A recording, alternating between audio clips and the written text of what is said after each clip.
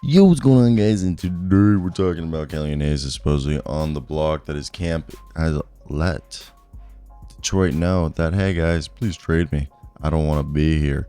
And it's definitely an interesting turn of events because Monty Williams seemed to love this guy. But there is a sweepstake, allegedly. I don't know how much validity there is to that, but that, people want him. So basically, Pistons and Killian Hayes seemed to agree that, hey, let's move on. This ain't working. And he's been a healthy scratch for the last couple of games. So what are you getting with Killian Hayes if you're a team that's trading for him? Killian Hayes this season, to be specific, is a guy who's averaging about 24 minutes a night, 7 points a game, which, is tied. Basically, every year except last year, he averaged 6.9 points. He's shooting career high 41% from the field, but he is, yes, still shooting under 29% from three rebounds, 5 assists, and a steal game. And this is, the French American. I know he's French, but he also was born in America. At the same time, this is a guy, he's a left-handed guy. He's a defensive first, pass first type player. He's got size. He's 6'5", 215. He's really solid at facilitating. He can run the pick and roll. He's got some creativity when it comes to live drill passes. And the weird thing is on the mid-range, he can knock down jumpers off the dribble. But the thing is that he just doesn't have an outside shot. And he's gotten better with his right hand, but he doesn't go there often. And he's kind of an unspectacular athlete, but he's still a solid player. Now, the Celtics have a trade exception that they could use to acquire him. The Miami Heat, they also are another team that I think would have interest in getting him. Now, should they? That's another question. It's $7.4 million.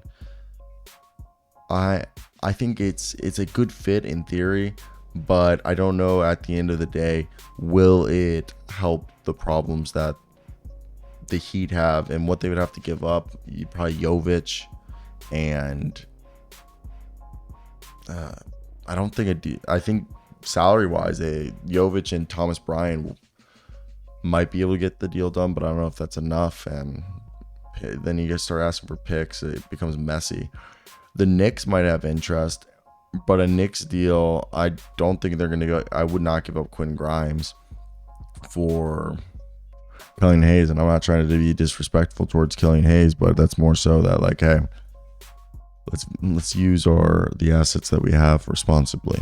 And I think if you just go ahead and get somebody like Killian Hayes instead of using Quinn Grimes and M48 to try to get an actual better player, I think is definitely interesting. But yeah, I want to hear your guys' opinion on that one. But for me, I think the bigger thing when we look at this, if you're a team that's wanting Killian Hayes, I think the Milwaukee Bucks are the best team.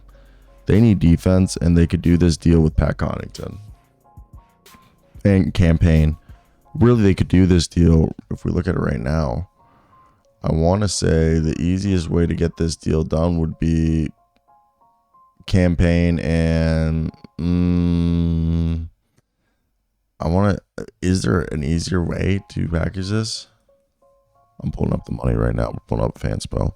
But I think the easiest would be Killian Hayes to the Bucks. I think the Bucks would give up whatever second round picks they have, but they could give up young guys, and the Pistons love their youth. So my thought process is $7.4 million. Nothing to sneeze at, but yeah, you can get the deal done, I feel like, for that amount.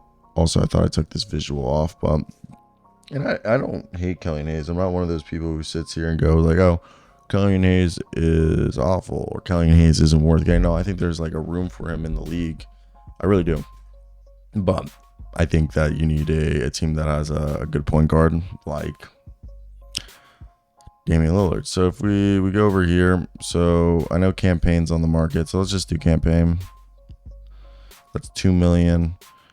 And I don't think Marjon Beauchamp maybe, and then we throw in, let's say they want a young guy. I don't even know. Maybe they just do AJ Green, and the picks that they have is they have the second in 2027 and a second in 2024. I feel like this deal right here, Bucks financially. Okay, yeah. So the Bucks would have to attach one more player or someone of more value. And someone of more value would, no way, would they trade Giannis Antetokounmpo? That's hard. Do you think they do it? And I think they like Chris Livingston and their boys too much.